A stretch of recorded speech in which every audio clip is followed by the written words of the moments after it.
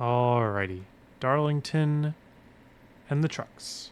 So I'm going to go 16-1, but again, you can do whatever steering ratio you want. Doesn't make a difference to me. We're going to make this a little bit quieter. And then 57% of the brake bias. That's pretty much the standard for a place like this. You don't want to go too low because the tires can slide in turn 3. But you want the rotation in turn 3 as well. So you want to get it in that Goldilocks spot. And I find that 57 is about there. Steering offset 0%. Or sorry, plus 0, whatever. That's what I'm comfortable with. But again, you can do whatever you're comfortable with. So trucks at Darlington, a lot easier to drive than the Xfinity if you've tried that already. We'll do a few laps here. Should be second lap.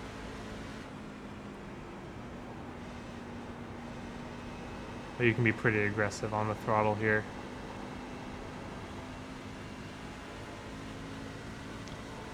So I don't think I'm going to try brake tapping at turn 1 yet. I think you can, yeah, you can just get off the gas and then get right back into it. Bring it down late. Little bleed of the throttle, not too much. You might be able to get away with no bleed of the throttle either there. And then here, we're going to late brake. Get it down the bottom. Keep it in the bottom. Probably should have ran the top there just for a faster second lap, but that's what my favorite line is in the truck. Like that. We're going to go a little bit harder this time into the corner. You see, lap 2 has more grip. You can definitely see. Yeah, I still had to lift a tiny bit to get it to turn down to the bottom. Gonna go for the bottom of 3 and 4 again. I just like it better in the truck. Little brake tap in the bottom. Back on the throttle pretty easily. Does want to get a little bit loose, but it's very manageable, and that's a good lap in my opinion. We'll go take a look at that. Yeah, a lot more grip because of the time of day and just the overall power of the car. So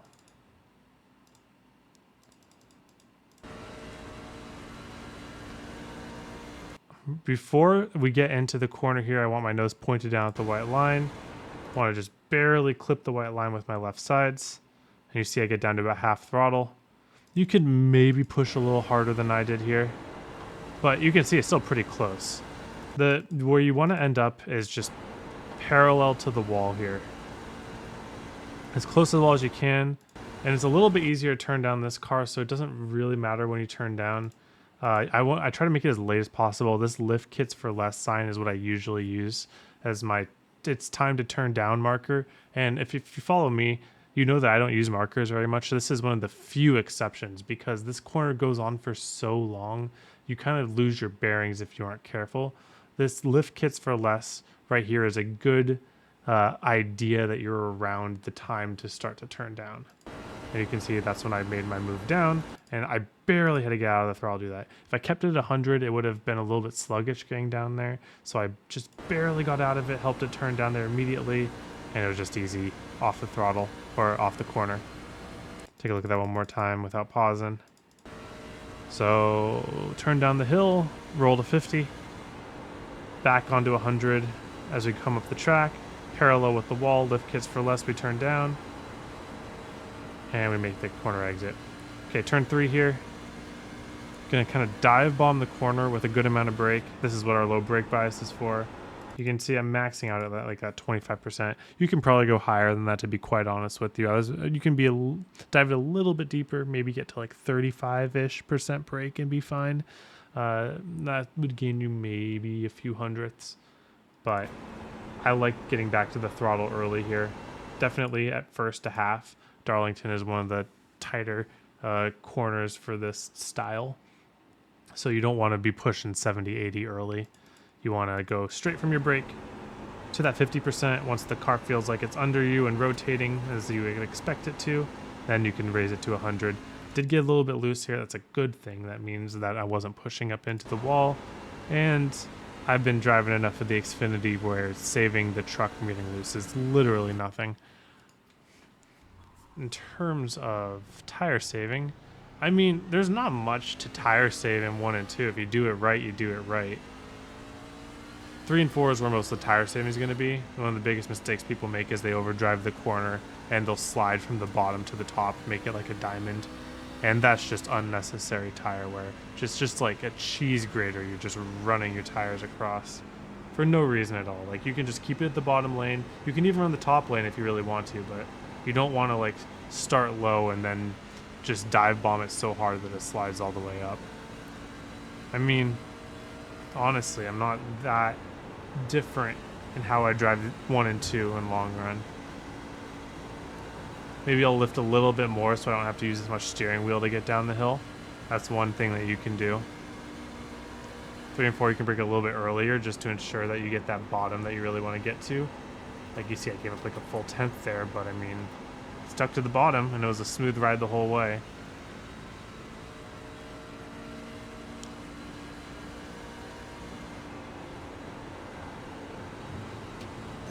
Ooh, we're okay. That was so this angle right here, I bailed. So because I turned down earlier than I wanted to, so that means my apex wasn't as late as I wanted it to be, which meant that I had to just wait to get to full throttle until I was off the corner. Anytime you aren't set up for that late apex, you just gotta wait for that full throttle. There's just no other choice. People will get kind of not selfish. They'll get stubborn. And they'll be like, oh, it should be fine. And that's when they just go straight into the wall. You really cannot commit to that full throttle off the corner unless you get that late apex all the way to the bottom. You can probably, maybe it's a little bit more lenient in truck, but in general at Darlington, you really don't want to push it too much because one mistake, everything's so narrow here, it's just gonna get destroyed. And how long run works here is that the longer you go, the more you're going to lift off at turn 1. You might even start brake tapping eventually late in the run. But the thing about the oval refresh is stuff might start slicking off, so you might actually have lines you want to avoid. So like if the bottom becomes slicked off, then you run this middle. Ooh, a little loose. I like the bottom better.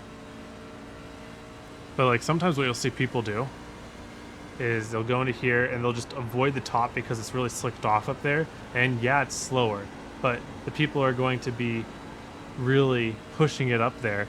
And it's a lot easier to make a mistake when you're right by the wall and the oval dynamic track has just slicked it completely off. So that's something to look out for late in the run. Oh, yeah, we're going to lock that down. We want to be a little bit smoother than I was there in 3 and 4. Should be pretty even on the tire wear. Yeah, a little bit on the right rear, probably because of that little moment there at the end. You don't have to worry about your right front saving too much as long as you aren't abusing them in the turn 3 and 4. You don't want to slide your rears like I did there.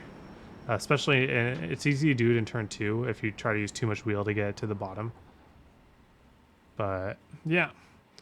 Other than that, Darlington long run is not too different than the normal line because the normal line really is the only line.